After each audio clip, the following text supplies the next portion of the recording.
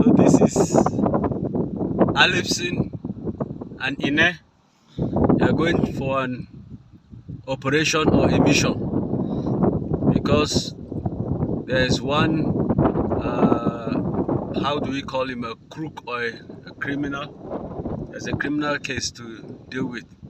A married man, can you imagine, impregnated a little girl that we are sponsoring for school. So this is an issue that we need to really tackle.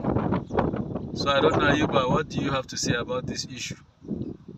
Okay, so when we get there, we know what to do. Okay. Yes. So do we need, I think they said there's a policeman that will be coming there. If people don't know of any soldier or police that we can take along, go. Yeah. Okay. So I've called my friend, a soldier, Yes. but he's not responding. So maybe he will call me later. Okay. So I have a gun where I think if he misbehaves, we are going to shoot him. And you can show them the gun in this thing, just a little. You can see the gun. Yeah. Yeah. So drop it before that motorbike man will think. Okay. That's all. So we just go. All right. Yeah. Okay. You know me, I'm supposed to just start beating you up, go.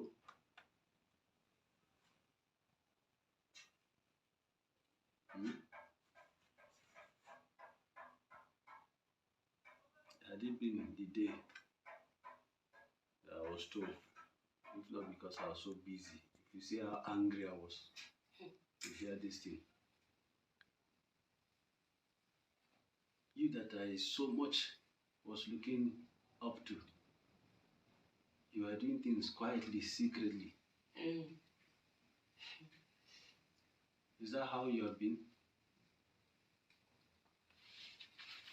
So, you know,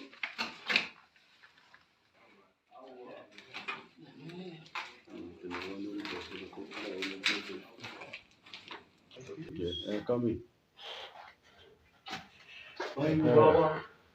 Yeah. Udana. An gaba. Sannu. Ya yake? Sannu ko? Sannu. Lafiya kalau. Sannu sannu. Yawwa. Ya yake? Sannu sannu. Yawwa. Aha. Okay.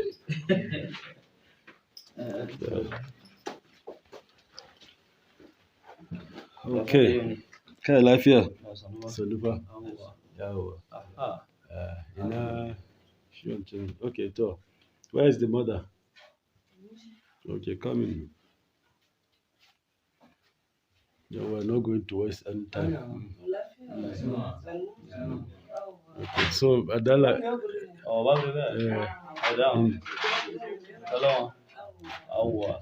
Okay, Monday. Yeah, Monday. Yes. Oh, okay. Okay. Utse me a Monday non national non nta doliba makaranta. Saban wishi kenan. Kuma ni hiyo ko pai. Mention kwa? Kashini kwa mana. Kwa na. So akwai situation a kasa wanda an kira ni akai. Ce na zo so that in ji what is happening. Kana da wani abu game da wannan abin da yake faruwa? To. Kai, ni da wani abu ne zan yi fada yanzu kwa. Okay. So, wani zai gaya mana what is going on? Ke maman ne ko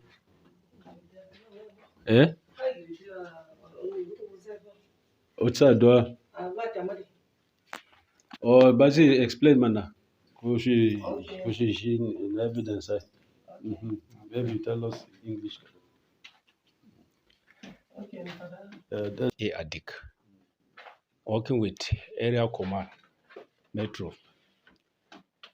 And as a case that I was told in this very resident that one of Abba's daughter was impregnated by someone And they were told to come today so that we will sit down with them and discuss how they are going to handle the issue. So they are here now. So I'm waiting for the person that will represent the father is on the way coming. When he comes, we continue. Thank you very much. And then we have some gentlemen that just walk in. We would like to know who they are. Maybe please introduce yourself, your name. Okay, zai da Hausa ne. Okay. So, ni yayan wanda muka zo mu ji abin da yake tafiya. Mai suna Alex Adila. Okay. Yes. And then Ni ne Mr. Ishaya AB, ni kuma yayan shi ne. Ni ne mai suna Joshua Azi, ni ne mai wannan da ake ciki yanzu. Sunana John Matthew, so ni ɗaya daga cikin yayun shi ne. so Joshua Azi is the culprit, we'll say, right? Okay. Joshua Azi, can you tell us how you come to know this little girl? Happy to talk it in Hausa because of irin kowa gane abin da ake ciki. First of all, how old are you? I'm 28 years old. 28 years. Akwai time da mun je wani biki a Rafiki, sai na je na haɗu da ita a wajen. Mun soma hira, na kira ta sai ta zo. Ta zo sai mun ci gaba hira a wajen. Sai mun yi magana, sai ta ce min wai tana dusin kura. To tun time din ta karɓa number na amma tun time din bata taɓa ta kira ni ba. Sai mun daɗe sai ta kira ni. Da ta kira ni sai na ce to zan iya in zo in san gidansu. Sai ta ce mun a'a, wai iyayenta suna hana ta fita. Shi na ce to ya za mu yi, ni ya kamata da na san gidanta so that iyayen su waye ni. To da mun yi abun haka sai idan irin ita tana son ta gan ni because she no get phone. In tana son ta gan ni sai ta ɗauki phone, ko na mamanta ne ko nawa ne sai ta kira ni. Sai in zo sai mu haɗu. Haɗuwan mu da mun haɗu ma ba wai mun kai wani time sosai da ita ba. Shi ne wannan abun ya zo ya faru tsakaninmu da ita. Karen, come here.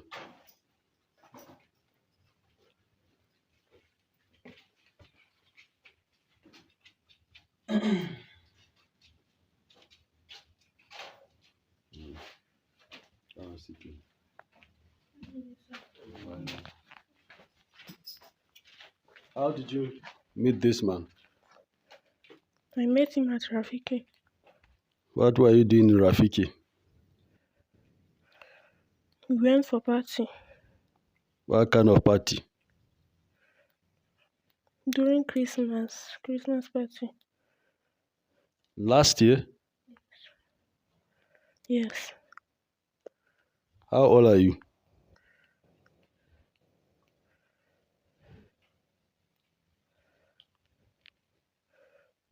How old are you? I will be 15. 15 years. Yes.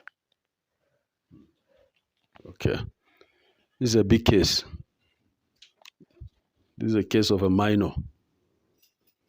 So, I didn't know that you used to go to such things, to parties. The way I know you, I thought you were a decent person, small girl. I was shocked to hear that you fell a victim of this. And this is a very serious situation. This girl, I have been paying her school fees. Which class are you? JS3. JS3. Okay. When did I start paying your school fees? In which class? Nursery 3. Nursery 3. Okay. So I think I will have to raise the case here, and then we'll know what to do next. Maybe he will advise us on what to do, or that we're still waiting for his parents, right? Yes. Whether we keep waiting for the parent knows that we're supposed to meet at 2. I called him like he's on the way coming. Okay. So how long shall we give him to wait to come? At least let's give him like 5 minutes. 5 minutes. If cannot be able to come, then we continue. Okay, there's somebody coming. Maybe it's the one. Can put the pause. The person we're waiting for has arrived. Sorry, what's your name? My name is Akusu Michael. Akusu Michael. Okay. And the person in question is your son? No, the lady. Yeah? The lady, she's my daughter, my niece. Who? The lady, the girl. Okay. So the victim is his own niece. So this is the parent you were talking about. Okay, I thought it was the parent of. No, I said the parent of the daughter. Okay, So okay. the father told me that somebody will present him. Okay. Nobody's in the meeting. Okay, okay. So that's good. So you are aware of what is going on? Yeah. Okay. So we have a situation here. This man is 28 years old. Yeah. He met with this girl at a party. Yeah. And they got into talking, and he impregnated her. So that's where we are at the moment, and she's just 15 years old. And that's a case of a minor. Yeah. Yes. So I don't know what you have to say about this issue. The only thing I have to say concerning this, I think, to my own understanding, the girl she's still a teenage, at a teenage age, which legally she cannot decide on her own. And if maybe let me say, if you want to take this to the government, legally the person that did it to her can be treated the way he should be treated. That is, it can be handled very, very carefully by the government, because to the government now, this lady, she don't know anything on her own. So just like he cheated on her. So, and I think for now, we can hear from him what is on his mind. Yeah. When you met this lady, lokacin da ka ganta, kai ka ganta kaman cikakken yarinya ne wanda za ta iya wannan harkar. To, ni na same ta irin time din ma sun zo hiransu ne. To ni already ban san ko ita wannan wani shekara ne ta take ba. To mun ci gaba da ita, ta ce na tambaye ta sosai, ta ce ita ma tana son na. Ba wai wani harka ne ma mun yi da ita ba, abun ya zo sosai ne, kaya biya ya faru da mu ne. So ka ka tambaya shekarunta? Ka san dama wani lokaci in an tambaye su shekarun su ba su ya su fada. So ka tambaya shekarun ko baka tambaya ba? Ba mu tambayi junan mu shekaru ba. Did he ask you how old you were when you started? No. He didn't? Yes. And you felt it was okay what you did with him? No. So what make you to do that? Were you thinking of your education? Weren't you thinking that this will tarnish your future?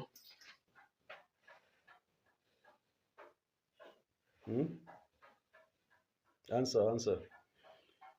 Were you not thinking of your future? Yes. You were not thinking of your future? You didn't think of your future. Do you understand the question? Yes. Hmm? Were you thinking of your future or not? I was thinking. But you still went ahead. Hmm?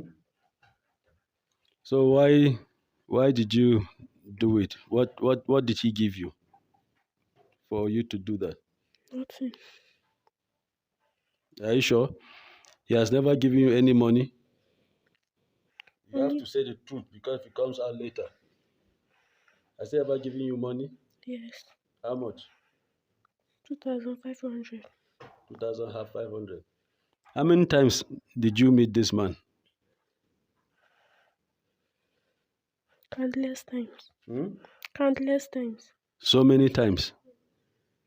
Yes. So it's not a fresh relationship like he said that they just met. So it's enough relationship for him to ask for her age if he cares. Hmm? So maybe Possible for them to be meeting for yes. several times because since last year they met.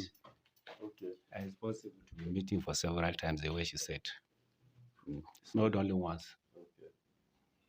Isn't it? No, ban ce haduwanmu da mun hadu da ita.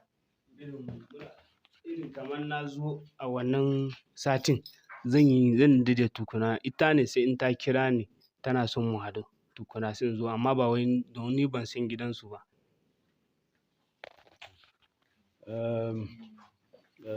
Madam, ke sun fara relationship din nan since December last year.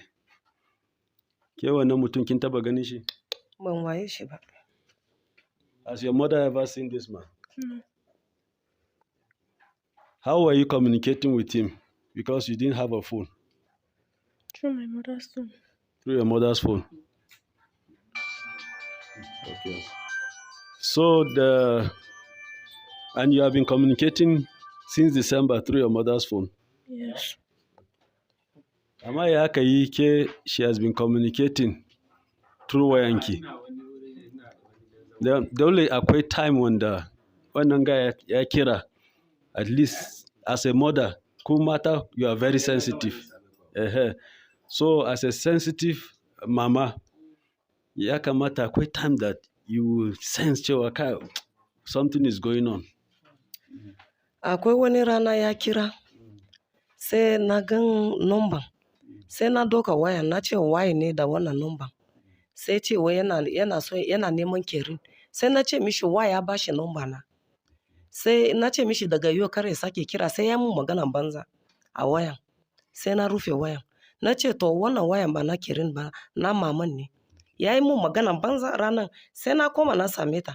Na ce mata na sha miki magana. Na ce miki kar ki dinga doka waya na kina kira da shi. Sometime na ajiye waya na fita sai ta doka ta yi call. Wani lokacin zon ga miss call. To ranan ya kira sai na doka wayan sai mun maganan banza. A cikin maganan da yana yin sai na rufe waya na. Sai na nufe ta Kerin din na yi mata fada. Na ce mata daga yau kar ta sake doka. Kar ta sake doka waya na. Karshe ma ta sa number shi har ta save ma akwai sunan shi ma a cikin waya na. Yanda aka yi kenan.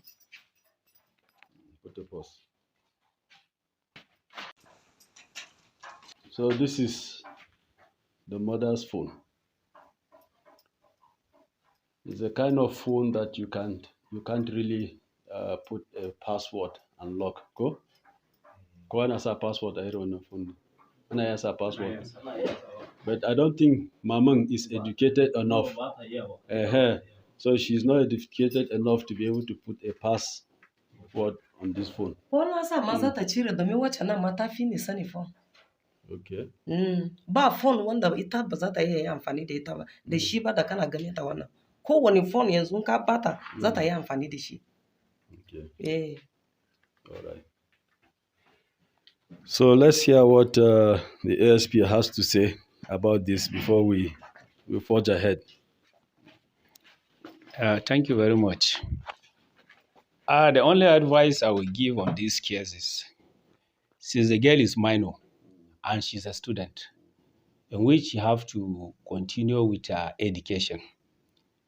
So for now, she's not up to the age that we can say, let her marry him.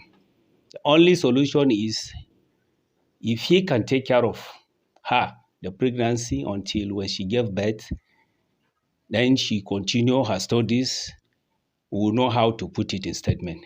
If he cannot, I will now know the action to take on him. Thank you.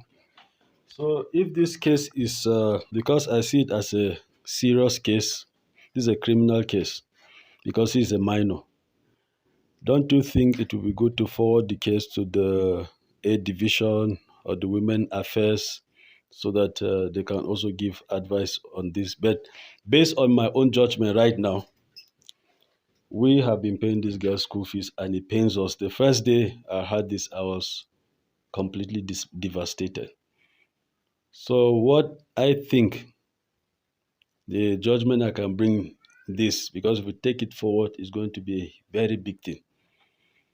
We want to calculate all the school fees that has been paid off this girl, because this is he has completely finished this girl's life. So we will give him the grace to calculate, to pay. We give him a time limit. If he doesn't, this thing is on record. It's going to go worldwide, and it can go to a higher court to be dealt with, and it's not going to be an easy thing at all. But we want to be somehow liberal in this matter, because I feel like if we say he takes care of it, it's like we're taking the thing so easy, and we want it to be a lesson to many people out there who are also doing the same and spoiling. This is not the first girl. There are about 4 that were paying school fees whose life was just brought down the drain. They could not continue anymore because of this kind of attitude. So what would you say to this, my suggestion? So thank you. I've heard from you. But if possible, let's hear from the suspect. Let's hear from him.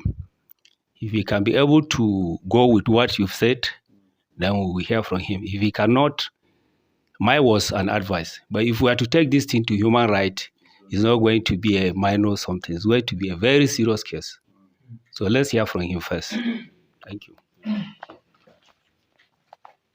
To, gaskiya nawa ba ni da abun da zan faɗa a kai wani abun da ya faru. Mun riga mun yi kuskure, kuma ba da son mu ne abun ya faru ba. Don akwai abun da zan faɗa tukuna. Time da abun ya faru, ni ban sani ma ba. Ina aiki, sai her uncle, he dey Lagos, sai shi ya kira ni wai ga wani abun da ya faru da sistan shi a nan. Wai ga abu kaza, na ce wa sai shi ya kira mun sunan yarinyar. Sai na ce ban yi musu ba. Sai na ce na waye ta. Wai to ga abun da ya same ta yanzu. Sai na ce to ni ban sani ba. Abun da zan yi, gaskiya zan bar aikin da ina yi in zo in ji, kar su iyayen ba su waye ni ba, ya zama abun da ni zan gudu.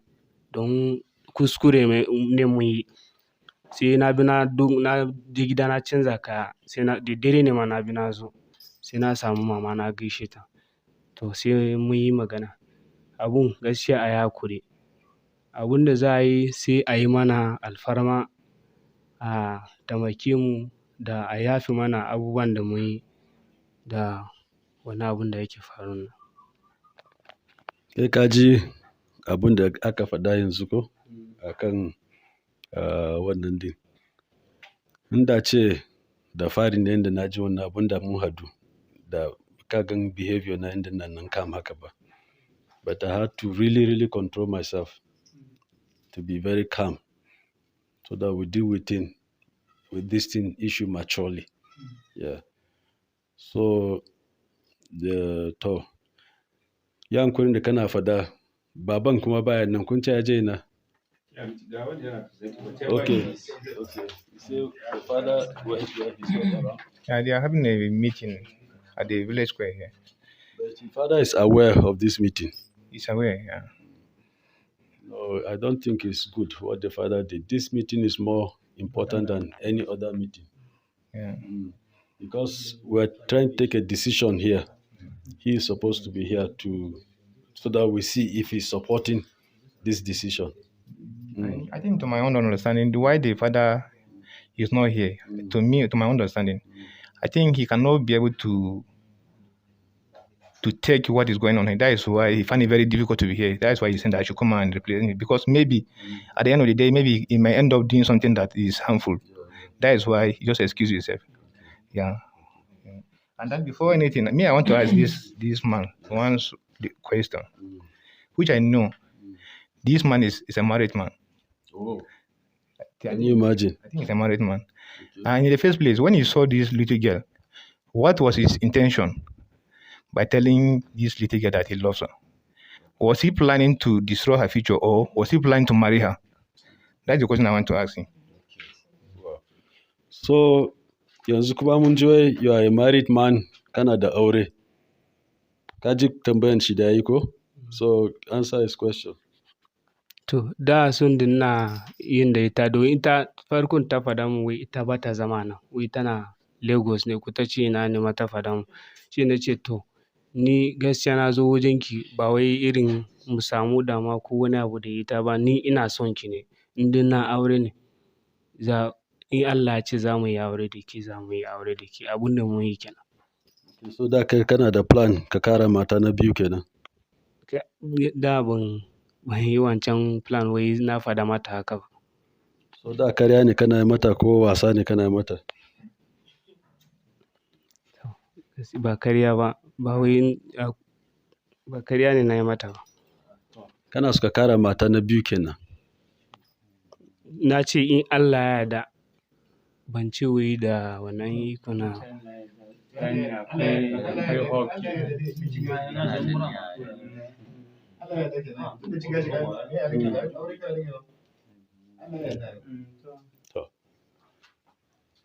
So, ke me kin ce game da wannan? To, magana auren ma bai taso ba. Domin wacce nan yarinya gaskiya ko ma da ce ba shi da mata ma ba zan iya aure Kerin ba. Belle ma yana da mata. A matsayin na ma ni mai bi ma bai kamata yarinya na ta je ta aure mai mata ba. Abun da za a yi kuma ya kamata a doke su a yi musu gwaji domin a tabbatar da lafiyansu. Ko dama yana da damuwa ne ya zo ya cuce ni domin ya riga ya cuce ni. Gaskiyan kenan ya riga ya cuce ni. Domin wacce nan karama yarinya ne. A ce kamar shi a shekarun shi zai nema irin wannan yarinya. In ba mugunta ne ya yi ba. Ni ba ni da abun da zan faɗa. Amma ina so a tabbatar da lafiyan shi. A yi musu gwaji. A gani lafiyansu. Okay. So gaskiya na yi shuru bisa ji abin da yake tafiya, ni a zamana nan ni a madadin baban shi ne. Saboda baban namu ya rasu. Wannan ranar abin da ya faru ya gudu ya za same ni. Kafin Monday ya za kira ni. Don Monday shi ma ilo na ne. Yana aure da sister na. So da na farko shi ne mama gaskiya za ki hakuri. Na farko kenan. Bisa kalamin da aka yi miki daga waya, bisa yaro ne da age na shi bai kamata ya zama haka ba. Inda magana nema aure nema bai kamata ma fara haka ba. First one kenan, mama za ki hakuri. Kuma na biyu shi ne na ji daɗin da shi officer ya yi magana ce da cewa ya doki abin gradually bisa kada bai kama na sabani. Aure bisa yau a zaman mu ko yayin mu ko wanda suka aure sun kai mata 10, sun kai 12, 13, 14. So magana da shi yaro yake faɗa ya zo na mishi wannan tambayoyin don ba yau na fara wannan su cases din ba. Don yau gaba ɗaya a cikin gidan namu ni ne yayansu. Muna tare da wayannan da sun fi 10 nan su cases bisa roko ne, bisa kalamin da an ɗauke. Kada a ɗauki abin da zafi. A ɗauki abin dumuni. don anan dusun kura kwata-kwata in mutum zai iya wuce ko ni zan wuce za a ce wani ne gida ne nan ba za a ce ai mu baki ne ko kuwa mun zo mu abin nan mu cutar da ita ko kuwa mu yi mai dace abin da ya za gudu na ba zan ɗauki kai na yau in ɗauki mota na zo har cikin nan in shiga wai na zo abin da ya faru so gaskiya mama na roke ki da girma da girman mu da sun wanda da sauransu ki ɗauki hakuri ki zo da abin nan hankalin ki zo je ɗaya baba kuma ka yi hakuri komai da za dai za mana sassauci ba gudu ko kuwa wani abu ba so ni na ji abun kuma mu yau kamar yaka wannan da kes da nan da biron ina da dota da biron da yau ni na ce ko yau na ce zan kai su police station ko na ce zan kai su human right wannan abun ba abin da zai kai mu a riga an cuce dota na kuma Allah ya zo ya sama haka dota na ta tare su ya zaka ni na ɗauke jikansu sunansu da suka sa ba yaro na ba na sa ta su yanzu tana su yau sun zo ko sun ce dauke yaron su ne ba yaro na bane so wannan abun mu dauke shi da hakuri bisa me duk mutum da riga an ce mishi me ana ba shi hakuri a riga an cuce shi so gaskiya na hauro ko shi ne a yi hakuri a zo da abun hankalin mu zo bisa kar mama ta dauke ta daga hankalinta bisa wannan yanayin da ake ciki farjo yayi yawa mutum kara wannan abu zai faru zama mana bayan gobe mun tafi za ci ai mama an kai ta asibiti bisa ga abin daman nan no mama roko da nake shi ne ki doki wannan abin da hakuri gaskiya office abin da zan yi faɗa kenan ko baban ko shi da yake nan ko wanda yake baya da abin da zai sake su faɗa ko yau din ne za a gama ishu ko zuwa gobe ne ni mai iya zuwa ne zan ji abin da ke tafiya so maga zan yi faɗa kenan thank you sir. Which class are you? JS3. To, ina gani bari mu yi ɗan magana wuri. Okay. Yanayin mu yanzu mun sa kama madadin iyaye ne. So mene za muka gani. To, a gaskiya wannan abun ya dora mun kai. Kuma ita shi babanta ɗin yayan matana ne. So kagan abu ya zo kamar ni ne ya faru da ni ba ma na zuwa madadin aiki ba ne amma kuma ni ne ya faru da ni. And when I heard this thing I felt it. Kuwa she's a minor. Ka tana 15 years old, she's not up to 18. Bella ce ko maybe ta isa ko da an je gwada za ce already ta isa aure shi yasa ya faru ai. So kaga ya damage mata future.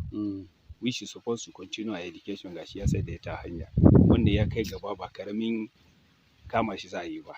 But shawaran da zan bayar shine da so shine samu in dai za su iya biyan damage. Yanzu haka we are going to claim damage.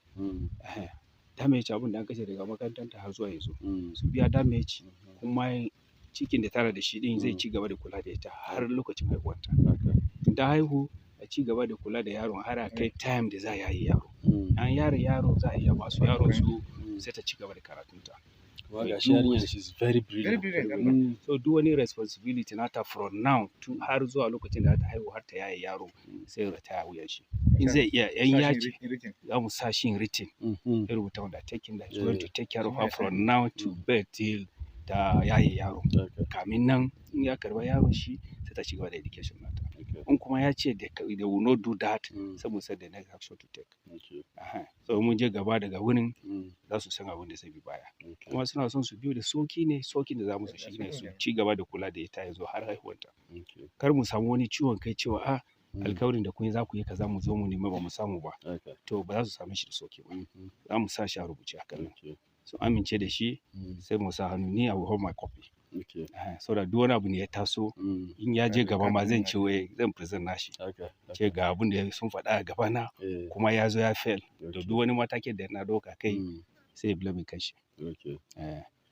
Ina jin shawaran da zan yi a ba mu kenan. Ko kuma it's okay.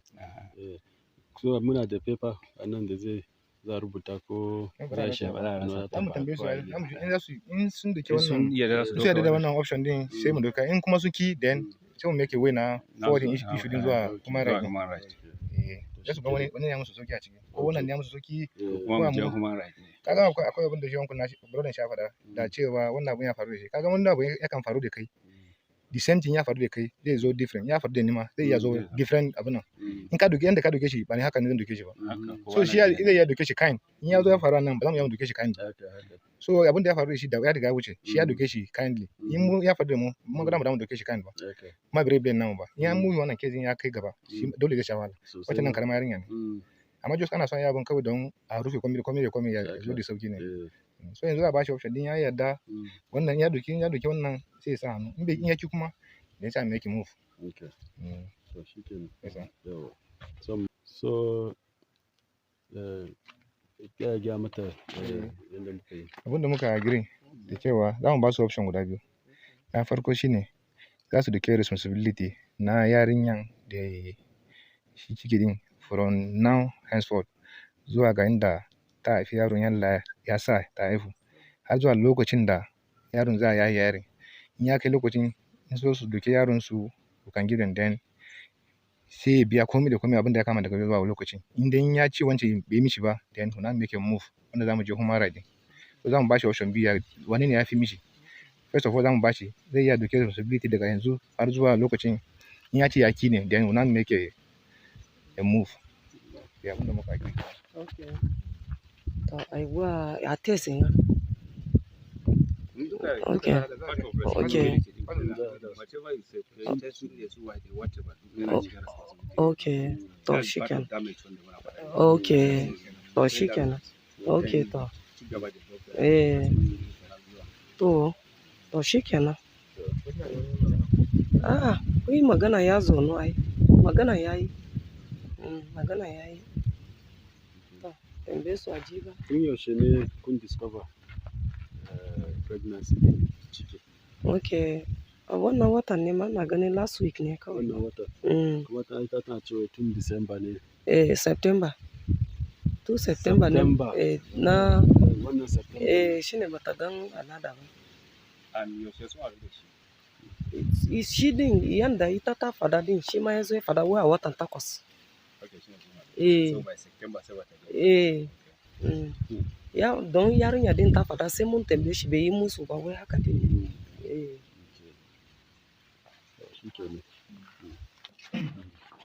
Ali.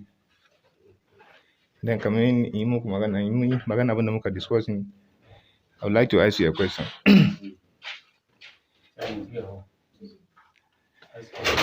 Cini hau kai abin da muna kan magana kai ka da cikin nan naka ne?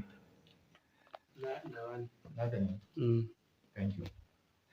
Then ka gan abin da ya kama daga yau dama kawaye ne? Ni ma ban taba kawaye ne. So biyu na waye don sometimes na zuwa dusin kura na dan zo na da waso ne. Ina ganin ban waye ka ba, in ce ban waye ka ba. Amma kuma in Allah ya sa daga yau har mutu na waye ka. Ka gane Allah yakan hada mutane a different ways. Kaga abu mara kyau ne ya faru na waye ka. Kuma birin taba ce ko na hadu ka gobe na waye ka. Sai din ce maybe ba na so magana da kai ko kuwa ina so magana da kai amma ya zama dole ne na waye ka. So abin ina son ka gane wurin wannan abun ya faru kuma duk in mun ce za mu yi wani case shi dai at the end of the day maybe za a ce wani ya ci amana wani. So abin da muna son mu yi yanzu za mu baka abuna conditions wanda muna son ba za mu saka dole ba amma za mu baka conditions in sun ma then wurin da mun ga mun sassauci kenan. Yanzu abin da muna son kai mana za ka ɗauki za mu abin nan ka destroy future nata kuma ba wai ta bar school ba in Allah ya da ba za ta bar school ba ta ci gaba da school nata. Kai abin da za ka yi za mu baka conditions in ka gan su yi ma za ka iya ka ɗauka then to in ka gan kuma ba su yi ma ba then that is kan nuna mana cewa dama ka yi abin da gangan ne kana so mu yi case da kai which is ba ma so mu yi case da kai. Ka gan babanta yayana ne. So abin da ya faru da ita ya faru da ni. Abin da muna so yanzu za mu sa shi in written. Za ka dauki responsibility abin da ya kama ita yarinyan abin da yake cikinta. Daga abin da ya kama yau har ran da Allah zai sa ta haihu. Kayan haihuwa abinci har ran da Allah zai sa yaro ya fara tafiya. Yaro ya fara tafiya, in Allah ya sa an haihu kenan. In ya kai lokacin da ya kamata ya rabu da maman, ko kuma za mu iya mu sa shi ma ran da za ta bar shan nono, an cire ta yaye ta nono, za mu iya mu baka, in ya tace ta zama kayanka ne, za mu iya mu baka kayanka. Sai ta koma ta ci gaba da school naka. Kan da mafaɗa, abincinta daga yau, suturanta, ciwonta, yanzu ta ci gaba da school ba za ta stop school din ba. School din ma kai ne zaka for now, kai ne zaka dinga biyan school din. Then the damages da ka yi mata, duka za mu sa rating. Then in ka yarda sai ka sa hannu. Ina gan sassaucin da za mu kuma kenan. Ko kana da wani abu contrary to abin da na faɗa then? Bani da abun da zan faɗa, godiya ne. Gaskiya na gode da yanda an zo da abun haka. Godiya ne, na gode. Haka. To, gaskiya ni kaman a zuwa na ko kuma kaman a zamana haka ni ina nan, ni uncle nashi ne. Apart from that ni in-law nashi ne. So, na bi shi ta musamman domin ya zo ya same ni, na kuma ji abin da ya tafi. Ga shi na zo nan ina samun bayanai. Thank God na ji bisa ga bayananku wa'yanda ne suna da sani, sun gane cewa duniyan nan ya yake tafiya. So ni godiya ne nake yi. So kuma ni ina ƙara da mai cewa wannan abun zai iya faru da kowane ɗayanmu, domin ba wanda zai ce ya fi ƙarfin wannan abun. Don ita rayuwar duniyan nan in har ba a kai jikin naka nan a ƙasa ba, baka gama ba, ba a gama ma halittanka ba. So ni na gode sosai, ina kuma ce ita maman Allah ya daɗa ƙarfafa ta. Bisa ga abin da kuka shirya da kun kawo mana, muna cewa ba abin da za mu faɗa, sai dai Allah ya ba mu lafiya. Allah ya kuma ya bar mu, mun san daga yau mun san juna da ku. Kuma daga yau ni na yarda cewa gidan nan ya zama gidanmu ne, domin abubuwa da yawa sukan haɗa mutane. So, a nawa bisa ga kalman da shi ya faɗa da abubuwan da shi ya yi, ina mai ba da haƙuri ne a madadin dukanmu. Ni ina ce mana mu yi haƙuri, mu yi haƙuri. So mu ɗan kama Allah duk wayannan abubuwan da muka tsara za mu yi. Allah ne mai biya mana duka wayannan bukatun. Ni ina mai ba da shawara ma idan har ma in Allah ya buɗe mashi hanya, ya kamata ya yi fiye da abun da za a gaya mashi. So a nawa kenan, ni na gode kuma ina ce Allah zai bi da yarinyar nan, ba zai zama rayuwanta ya kare ba, babu. Allah ya yi mutum ya san yadda ya yi shi, kuma ba mutum da zai yanka ma mutum rayuwa, a'a. Sai dai kun Allah ne ya kaddara. So ni a madadin ni mai bishara ne, ni mai suna Ishaya Ebi, na yi wannan magana. So Allah ya taimake mu.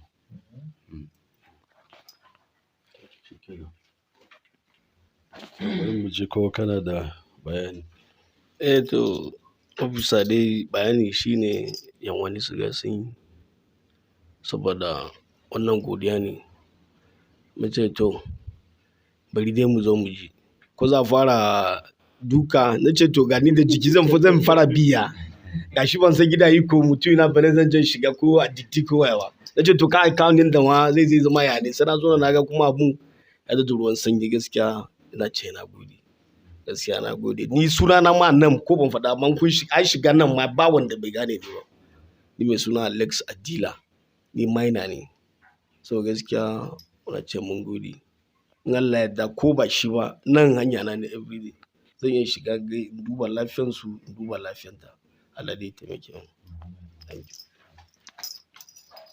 ko ba haka ba, da ce kamar wacce ta kai shekara 18 ne mu ci ai wannan ta isa matan aure. To ko ina ma ko ka je human rights yanzu ma za ga maka cewa wannan karamin yarinya ne.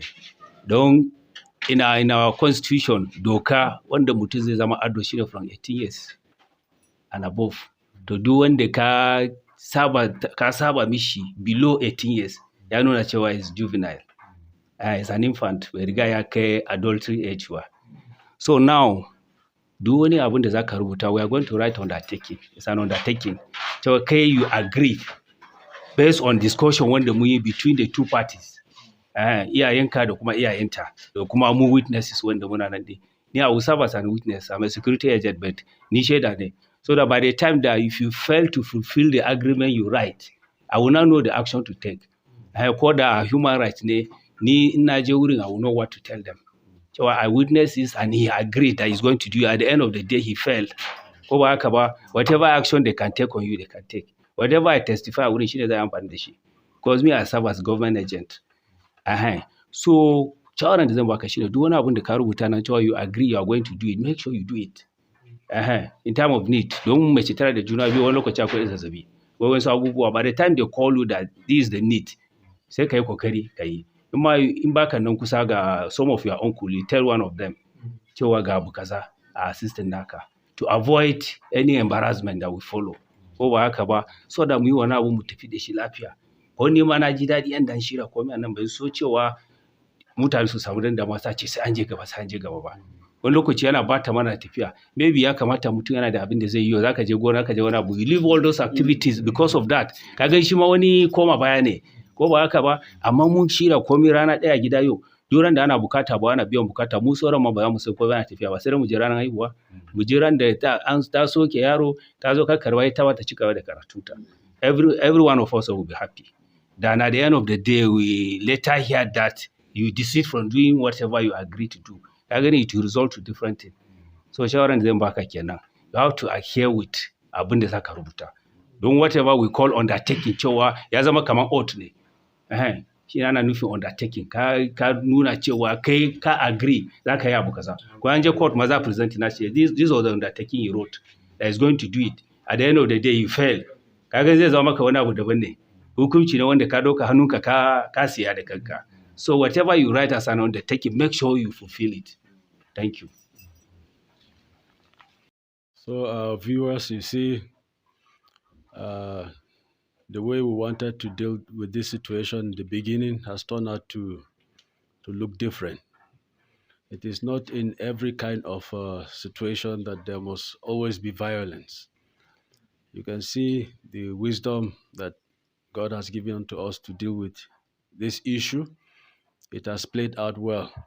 And I am so glad that everything went well. I see there's a man of God among us who also gave his own very good advice. So I'm very sure that God took control of everything here.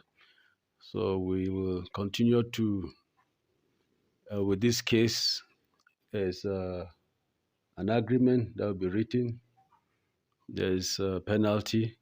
We don't have to go to the police station to do that. That has been settled here. So the culprit has agreed to every, what do you call it, to all the allegations. So thank God that everything went well. We thought that it was going to be disastrous, but thank God that it went well. So you have to write the statement where he has to sign, and he's going to pay for all the penalties. Thank you.